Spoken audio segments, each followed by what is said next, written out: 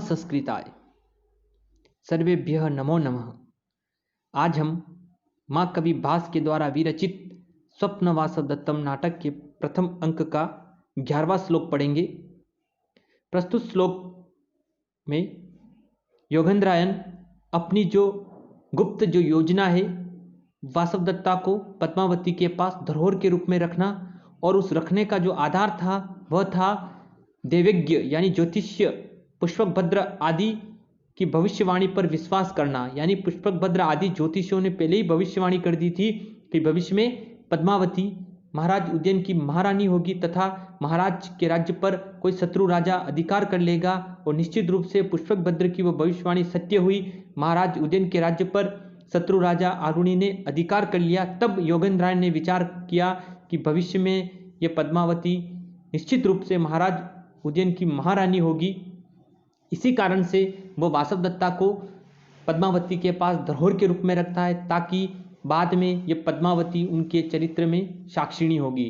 परीक्षा उपयोगी प्रश्न पूछा भी जाता है। मैंने पहले भी बताया है कि योगेंद्रायण ने पद्मावती के पास ही वासवदत्ता को धरोहर के रूप में क्यों रखा, तो इसका उत्तर हमें लिखना है कि पद्मावती बाद में वासवदत्ता के चरित्र में साक्षिणी होगी। इसी कारण से योगेंद्रायण ने वासवदत्ता को पद्मावती के पास धरोहर के रूप में रखा। जब पद्मावती यह स्वीकार कर लेती है कि मैं वासवदत्ता को धरोहर के रूप में रखना चाहती हूँ, तब योगेंद्रायण मन में विचार कर रहा है कि मेरा जो आधा कार्य है वह कम हो गया है। मैंने जो गुप्त योजना बनाई थी महाराज उज्जैन के खोए हुए राज्य को पुनः प्राप्त करना, जिसके लिए सैनिक के बाहुबल की आवश्यकता थी, इस सैनिक के बाहुबल किसी राजा से प्राप्त हो सकता था। अतः आज पद्मावती ने वासवदत्ता को धरोहर के रूप में रखना स्वीकार कर लिया है, तो मेरा आधा भार तो वैसे ही कम हो गया है। अब योगेंद्रायण विचार कर रहा है। क्या विचार कर रहा है, इसी का वर्णन इस श्लोक में किया गया है। मैं श्लोक का वाचन करता हूं, तत्पश्चात हम इसके अर्थ को देखेंगे। प्रस्तुत श्लोक वसंत तिलका छंद में निबद्ध है, तो उसी के अनुसार हम इसका वाचन करते हैं। स्वर के अनुसार उसका वाचन होगा। पद्मावती नरपतेह महिषी भवत्री दृष्टा विपतिरत यह प्रथमय प्रदिष्टा तत्प्रतीयात कृतम इदम नहीं सिद्ध वाक्या नयु उत्क्रम गच्छति विधि सुपरीक्षितानि।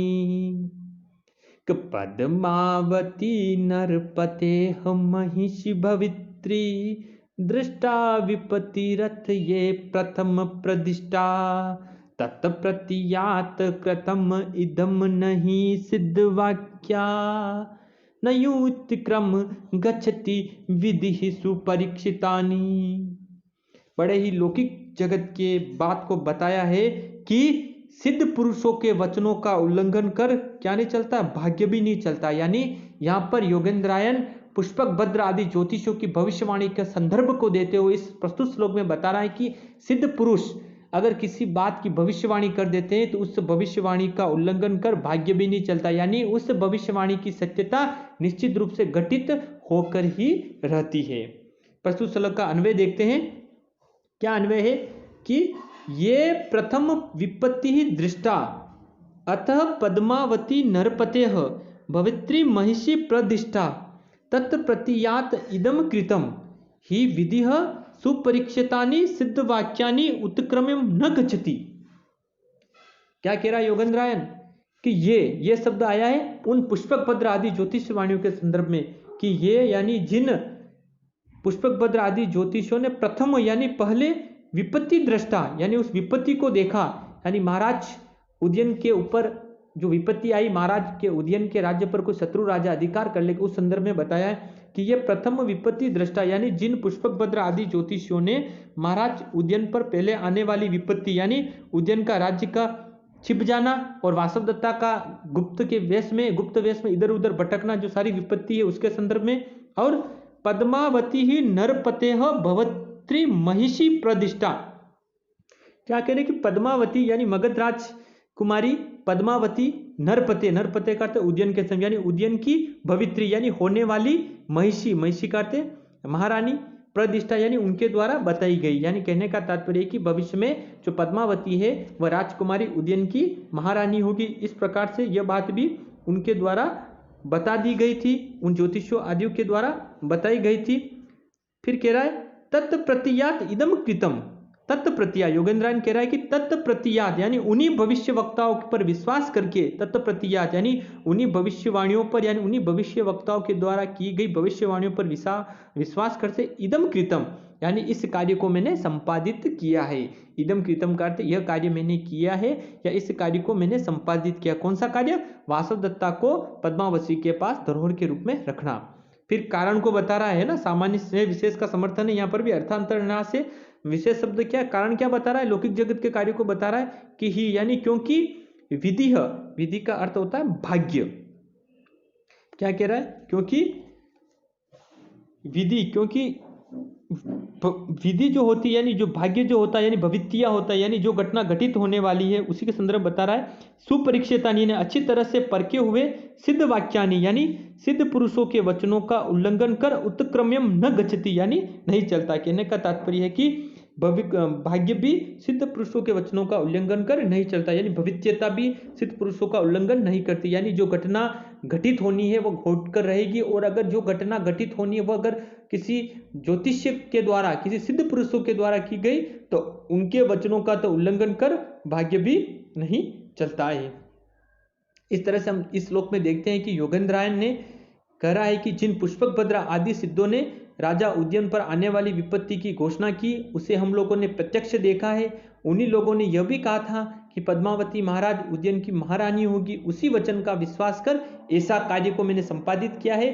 पद्मावती के पास वासवदत्ता को धरोहर के रूप में रखने के कार्य को मैंने संपादित किया, क्योंकि भाग्य अच्छी तरह से परखे हुए सुपरीक्षित सिद्ध वाक्यों का उल्लंघन कर नहीं चलता है। इसी बात को इस श्लोक में योगेंद्रायन बता रहा है।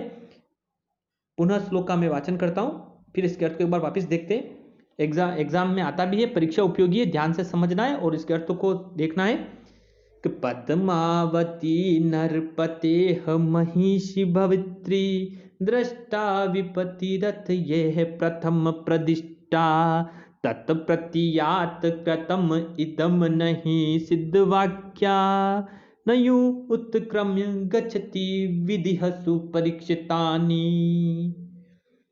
क्या कह रहे हैं कि यह प्रथम विपत्ति दृष्टा यानी जिन पुष्पक भद्र आदि सिद्धों ने राजा उद्यन की प्रथम विपत्ति यानी पहले आने वाली विपत्ति की घोषणा कर दी थी, और अथ ते पद्मावती नरपते भवत्री महिषी प्रतिष्ठा और पद्मावती महाराज उद्यन की महारानी होगी उसकी भी उन्होंने घोषणा कर ली थी। तत्प्रति यानी उसी वचन पर हमने विश्वास कर मैंने इदम कृतम यानी इस कार्य को संपादित किया है। पद्मावती के पास वासवदत्ता को धरोहर के रूप में रखा है, क्योंकि ही विधि सुपरीक्षितानि क्योंकि भाग्य भी अच्छी तरह से परखे हुए सिद्ध वाक्यानि यानी सिद्ध पुरुषों के वचनों का उल्लंघन कर उत्क्रम्यम न गच्छति यानी उल्लंघन कर नहीं चलता है।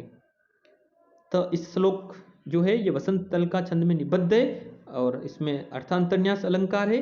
साथ ही में इसमें सिद्धों की वाणी का भाग्य भी उल्लंघन नहीं कर सकता है, उनकी वाणी की सत्यता हमेशा सिद्ध होती है। इस तथ्य को मां कवि भास ने हमें उद्घाटित करने का प्रयास किया है।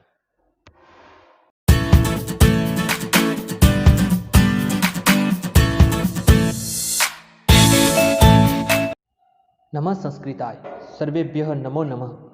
आज हम महाकवि भास के द्वारा विरचित स्वप्न वासवदत्तम नाटक के प्रथम अंक का 12वां श्लोक पढ़ेंगे।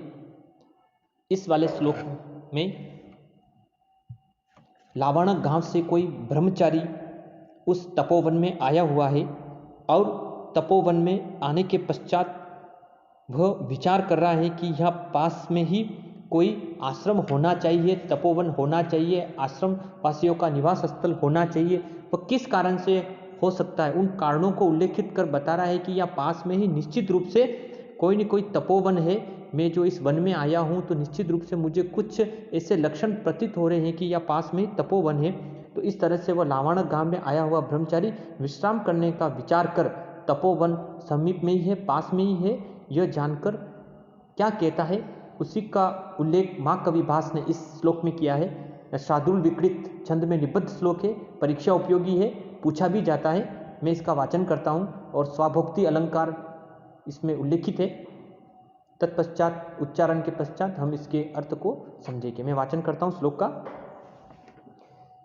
विश्रब्धम हिरण्यश्चरन्तय चकिता देशागत प्रतय्या वृक्षाः पुष्पे फले श्रमदविटीपा सर्वे दया रक्षिता बुहिष्टिं कपिलानि गोकुलधनानि अक्षेत्रवत्यो दिशो निसिग्नदम् इदं तपोवनममयं धूमो हि बहवः आश्रयः।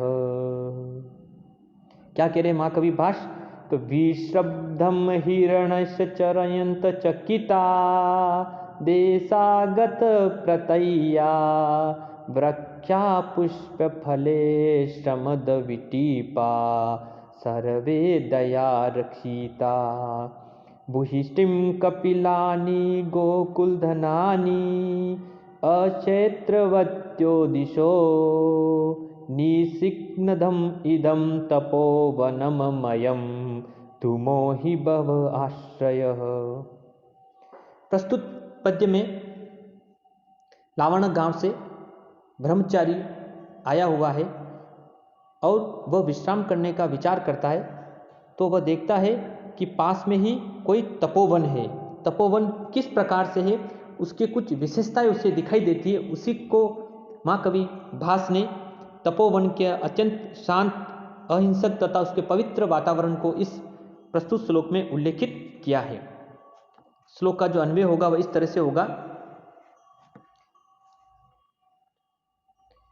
देशागत प्रतय्याः अचिकिताः हिरणाः विसभ्रधं चरन्ति दया रक्षिताः सर्वे वृक्षा पुष्पफलैः समृद्धविट्टपाः सन्ति कपिलानि गोकुलधनानि भूयिष्ठं सन्ति दिशः अक्षेत्रवत्यः सन्ति हि अयं धूमः बहवः आश्रवे अस्ति निसिंगधम इदं तपोवनम वर्तते। क्या विचार करा ब्रह्मचारी कि देशागत प्रतय्याः अचिकिताः हिरणाः विश्रब्धं चरन्ति। पहली विशेषता बता रहा ब्रह्मचारी कि इस तपोवन में देशागत प्रतय्या यानी तपोवन, देशागत प्रतय्या यानी तपोवन में आने से उत्पन्न हुए विश्वास से, कहने का तात्पर्य क्या, जो तपोवन अत्र यानी यहाँ पर देशागत प्रत्यय यानी तपोवन में आने से उत्पन्न हुए विश्वास से, कहने का तात्पर्य है कि यहाँ पर जो बाहर से देशागत प्रत्यय यानी बाहर से आए हुए इस तपोवन में उत्पन्न हुए विश्वास से अचिकिता यानी न चिकिता यानी बिना किसी आश्चर्य के, आश्चर्य रहित। फिर कह रहे हिरणा, हिरणा करते मृग, हिरण है ना। विश्रब्धम, विश्रब्धम करते निशंकक यानी निशंका यानी बिना किसी संकोच के, यानी निर्भय होकर क्या कर रहे हैं, चरंती यानी विचरण कर रहे हैं, चर रहे हैं। पहली विशेषता बता रहा है कि देशागत प्रत्यया अचिकिताः हिरणाः विश्रब्धम चरंती। क्या कह रहा है कि इस स्थान पर जो देशागत यानी बाहर से आए हुए जो हिरण है वो विश्वास प्राप्त हो जाने के कारण अचिकिता न चिकिता यानी बिना किसी आश्चर्य के जो हिरण है विश्रब्धम चरंती यानी बिना किसी भय के निर्भय होकर चर रहे हैं। फिर कह रहे दया रक्षिताः यानी दया रक्षिता यानी दया भाव से रक्षित सर्वे वृक्षा यानी सभी वृक्ष पुष्प फले, पुष्प और फल समद विटपा संति यानी कहने का तात्पर्य है कि दया भाव से रक्षित किए गए जो सारे वृक्ष हैं ये फूलों और फलों से क्या हुए, समृद्ध विटपा संति यानी लदी हुई शाखाओं वाले यहाँ वृक्ष हमें विद्यमान दिखाई दे रहे हैं। यानी तपस्वी ब्रह्मचारी विचार कर रहा है कि ये तपोवनी होगा क्योंकि यहाँ पर जो सारे वृक्ष हैं ये क्या है, फूल और फलों से लदे हुए हैं। क्योंकि अगर यहाँ पर पास में अगर कोई नगरवासी होते या आम जन होते या तो क्या होते, ये वृक्ष फूल और फलों से इतने लदे नहीं हुए थे क्योंकि लोग इनको लेकर चले जाते। लेकिन ये तपोवन ही होगा, इस कारण से ये जो वृक्ष हैं ये फूल और फलों से लदे हुए दिखाई दे रहे हैं सभी वृक्ष। इसीलिए कह रहे हैं कि दया रक्षिता यानी दया भाव से रक्षित किए गए सर्वे वृक्षा यानी सभी जो वृक्ष है वह पुष्प फले समद विटपा संति यानी ये शाखाओं वाले जो वृक्ष है वह सभी पुष्प और फलों से लदे हुए हैं। फिर कह रहे कपिलानी गोकुल धनानी भूयिष्ठम यानी यहाँ पर जो कपिल वर्णों की जो गाय हैं, यानी कपिल वर्णों की जो गाय हैं, कपिल वर्ण का तात्पर्य श्वेत और पीले रंग से युक्त, यानी यहाँ पर कपिल रंग की जो गायें हैं वह भी अधिकता से दिखाई दे रही है। कहने का तात्पर्य कि जहाँ तपोवन के जो आश्रम निवासी होते हैं, ऋषि मुनि होते हैं, वे क्या करते हैं, कपिल वर्ण की गायों को अधिकता होती है। इसीलिए कह रहे हैं कपिलानी गोकुल दलानी, यानी यहाँ पर कपिल वर्णों की गायों की भी अधिकता दिखाई दे रही है। फिर कह रहे दिशा अक्षत्रवत्य संति, यानी जो दिशाएं हैं वे भी क्या अक्षत्रवत संति, अक्षत्रिय का तात्पर्य खेती से रहित है। कहने का तात्पर्य कि चारों तरफ अगर जहाँ पर भी नजर जाती है दिशाओं की तरफ, तो भूमि क्या वह खेती से रहित है, क्योंकि अगर सामान्य जन होता तो निश्चित रूप से इस भूमि पर खेती की हुई होती, कृषक भूमि होती, लेकिन जो दिशाएं हैं वह खेती यानी खेती योग्य मैदान से ये रहित है, चारों तरफ खेती का कोई दिखाई नहीं दे रही है। फिर कह रहे ही अरे क्योंकि, और फिर बता रहा है यहाँ अयम धूमः, और यहाँ पर जो धुआं है वह भी बहव आश्रवय अस्ति, यानी यहाँ पर यह हवन संबंधी जो धुआं है वह भी बहुत अधिक चारों ओर फैल रहा है। बहव आश्रय यानी आश्रय लेते हुए दिखाई दे रहा, अनेक स्थानों से उठ रहा है। यानी कहने का तात्पर्य कि जो मुझे सुगंध आ रही है, जो हवन संबंधी जो धुआं है वह भी अनेक स्थानों से मुझे उठता हुआ दिखाई दे रहा है, क्योंकि हवन संबंधी जो धुआं होता है उसकी जो सुगंध होती है वह अलग ही तरह की होती है, उसी के संबंध में बता रहे हैं। फिर कहता है निसिग्धम इदम तपोवनम वर्तते, इसीलिए कह रहा है निसिग्धम यानी निश्चित रूप से, यहाँ पास में क्या है, निसिग्धम का अर्थ निश्चित रूप से यहाँ पास में तपोवन ही होगा। इस तरह से ब्रह्मचारी अपने मन में विचार कर रहा है। एक बार पुनः इसके अर्थ को समझते हैं कि देशागत प्रत्ययाः अचिकिता हिरणाः विश्रब्धम चरंती, देशागत प्रत्यया यानी बाहर से आए हुए जो हिरण हैं वे क्या हुए, देशागत प्रत्यय यानी विश्वास हो जाने के पश्चात अचिकिता यानी बिना किसी आश्चर्य के जो हिरण है विश्रब्धम चरंती यानी बिना किसी शंका के, बिना किसी भय के और निर्भय होकर चर रहे हैं, विचरण कर रहे हैं। फिर कह रहे दया रक्षिता यानी दया भाव से रक्षित सर्वे वृक्षा, यानी सभी जो वृक्ष हैं वे पुष्प और फलों से समृद्ध विटपा यानी डली हुई भरी हुई लदियों से हैं, यानी लदी हुई शाखा वाले जो वृक्ष हैं वे सभी पुष्प और फलों से लदे हुए हैं। कपिलानी गोकुल धनानी भूष्टम, और कपिल वर्णों की गोकुल का जो धन या गोकुल धनानी शब्द है वो गायों के संदर्भ में आया है, और यहाँ पर कपिलानी गोकुल धनानी यानी यहाँ पर कपिल वर्ण की गायों की भी जो अधिकता है वह भी प्रतिभाषित हो रही है, दिखाई दे रही है। फिर कह रहे दिशः अक्षत्रवत्य संति, और जो दिशाएं हैं वे भी क्या अक्षत्रवत्य संति, यानी दिशाएं हैं वह भी क्या है, खेती से रहित है, चारों तरफ जो जहाँ तरफ भी नजर जा रही है वहाँ पर जो भूमि है वह खेती के मैदान से रहित है। और ही अयम धूम बहव आश्रय अस्ति, और अनेक स्थान से हवन संबंधी धुआं भी उठता हुआ दिखाई दे रहा है। निसिग्धम इदम तपोवनम वर्तते, निश्चित रूप से या पास में तपोवन है। इस तरह से वह ब्रह्मचारी जो लावण गांव से आया है वह विचार कर रहा है इन सभी कारणों के कारण मुझे लगता है कि पास में तपोवन है। इस तरह से इस वाले श्लोक में साधुल विकृत छंद में निबद्ध है और साथ में यह स्वाभाविक वर्णन प्रस्तुत किया गया तपोवन का। इस कारण से यहाँ पर स्वाभोक्ति अलंकार का भी प्रयोग किया गया है। जहाँ पर स्वाभाविक वर्णन प्रस्तुत होता है किसी भी स्थान का, विशेष का, व्यक्ति विशेष का, वहाँ पर स्वाभोक्ति अलंकार होता है। और यहाँ पर तपोवन का वातावरण अत्यंत शांत, अहिंसक तथा पवित्र होता है। वहाँ मृग निर्भय होकर विचरण करते हैं, तपस्वी गण वृक्षों की संतान की भांति रक्षा करते हैं। वहाँ तपस्या के अतिरिक्त गोकुल वन की गायें ही वहाँ का धन होती है। वहाँ सभी धार्मिक कार्य निर्विघ्न संपन्न होते हैं। इस प्रकार से महाकवि भास ने तपोवन की दुर्लभ विशेषता का बड़े ही सरल सहज ढंग से महाकवि भास के द्वारा इस श्लोक में प्रस्तुत की गई है। पुनः एक बार श्लोक का वाचन करते हैं और एक बार अर्थ को पुनः देखते हैं।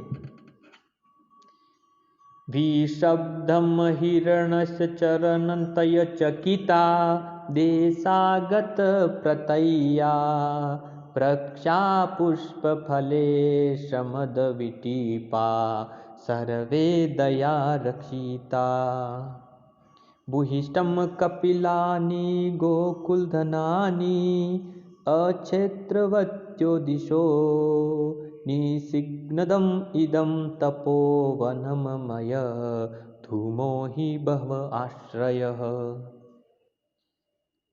प्रस्तुत में श्लोक में हम देख रहे हैं कि किस तरह से जो एक लावण गांव से आया हुआ ब्रह्मचारी है वह तपोवन की विशेषताओं को उल्लेखित कर बता रहा है कि देशागत प्रतय्याः यानी बाहर से आए हुए जो हिरण है, अचिकिता हिरणाह विषबधम चरंती, यानी बाहर से आए हुए जो हिरण है विश्वास प्राप्त हो जाने के कारण अचिकिता यानी बिना किसी आश्चर्य के निसंकल्प होकर यहाँ पर चढ़ रहे हैं। दया रक्षिता सर्वे वृक्षा पुष्पे फले समद विटिपा, और दया भाव से रक्षित सभी जो वृक्ष हैं वे पुष्प और फलों से लदे हुए हैं, उनकी जो डालियां समद विपिट यानी भरी हुई है, पुष्प और फलों की यहाँ पर भी अधिकता इन वृक्षों पर दिखाई दे रही है। कपिलानी गोकुल धनानी भूइष्टम, और कपिल वर्णों की गोकुल धनानी, गोकुल का धन गायों के संदर्भ में, यानी यहाँ पर कपिल वर्णों की गायों की भी अधिकता है। दिशा अक्षेत्रवत्य संति, और दिशाएं खेती की भूमि से रहित है। ही अयम धूम, और यह हवन संबंधी जो धुआं है वह भी बहुत स्थान से उठ रहा है। निसिग्नधम इदम तपोवनम वर्तते, निश्चित रूप से यहाँ पास में तपोवन होना ही चाहिए। इस तरह से इस श्लोक में महाकवि भास ने तपोवन का बड़ा ही सरल, सहज और मार्मिक विवेचन प्रस्तुत किया है।